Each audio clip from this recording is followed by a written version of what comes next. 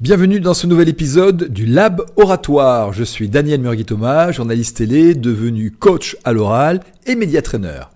Et aujourd'hui, je vous propose de découvrir comment les techniques de média-training améliorent la prise de parole en public.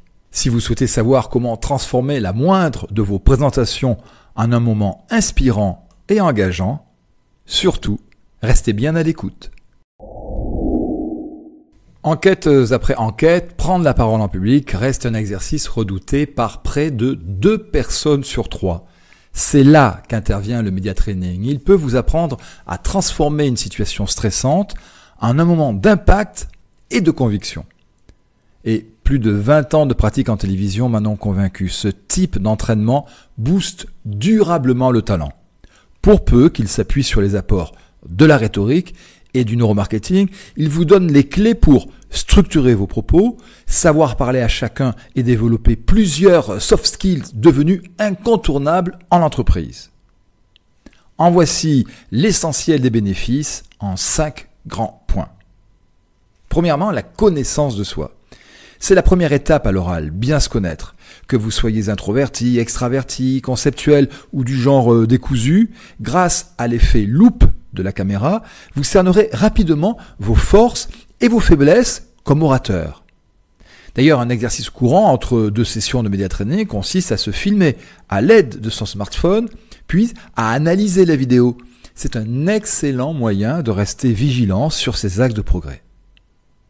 Prendre conscience de qui nous sommes est également une opportunité de parler de façon authentique, en lien avec nos valeurs.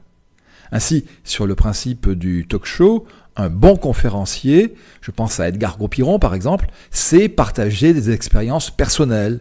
Et cela crée tout de suite une atmosphère de confiance et d'engagement. Deuxième grand point, la gestion du stress et de l'anxiété. La nervosité est une réaction naturelle en public. D'ailleurs, un média training souvent commence par des exercices de respiration et de relaxation via la visualisation positive pour vous aider à gérer le stress. En adoptant les routines des animateurs télé, vous vous sentirez à votre tour calme, créatif et détendu avant de prendre la parole, prêt à captiver votre audience dès les premières minutes, tout comme le font les professionnels en direct, sans avoir le droit à une seconde prise. Troisième grand aspect, la structuration du discours. Chacune de vos prises de parole est unique. Il n'en reste pas moins que, même improvisées, vous devez les structurer autour d'un message fort, mis au service d'un objectif de communication. Imaginez, vous devez présenter un projet en présence d'investisseurs. Savoir comment introduire votre sujet, développer vos arguments et conclure peut faire toute la différence. Une trame adoptant le modèle problème, solution, action vous aidera à marquer les esprits, surtout si elle est portée par une formule percutante. En fait, le format de vos propos doit toujours être adapté à l'assistance comme au contexte.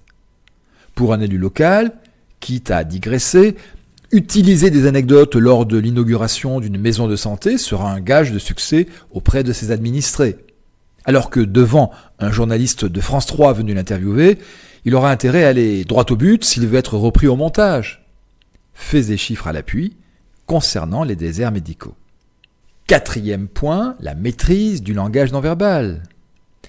Vais-je vous étonner en rappelant que jusqu'à 93% de la communication est non verbale. En s'exerçant à bouger sur un plateau TV, à jouer de leurs expressions faciales en gros plan et à moduler leur voix, les politiques transmettent leurs idées de manière plus persuasive. Depuis JFK, nous savons par exemple qu'une signature corporelle faite de gestes ouverts et de mouvements fluides établit durablement une connexion avec l'audience. Quant au contact visuel, accompagné d'un sourire, il renforce la sympathie, créant un sentiment d'intimité et d'authenticité. Je terminerai par l'empathie, car en utilisant le langage universel des couleurs, et ce sera le 5e point, vous avez la capacité de parler à chacun, et par la même occasion de témoigner d'une réelle empathie à l'égard de ceux qui vous écoutent.